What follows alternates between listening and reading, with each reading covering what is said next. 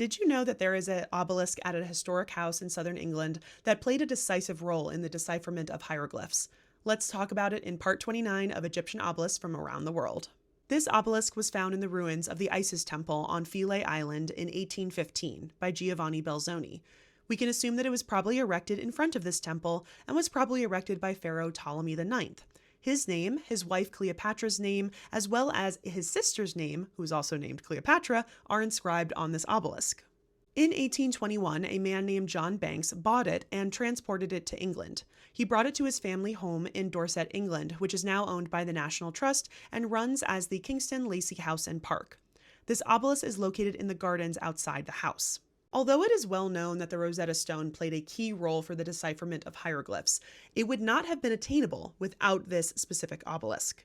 Jean-François Champollion, when he was deciphering the Rosetta Stone, was able to successfully identify the phonograms for the letters P, T, L, and O when comparing the cartouches of Ptolemy and Cleopatra. However, the name of Cleopatra does not appear on the Rosetta Stone.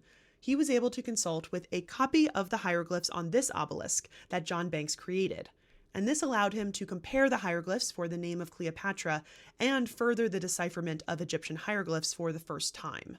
Now, unfortunately, this obelisk is not in the best condition because it is outside in the British weather, which is much more detrimental than the drier Egyptian weather. The inscriptions on the obelisk now are almost impossible to see, which is why we are lucky that John Banks did make a copy of the inscription.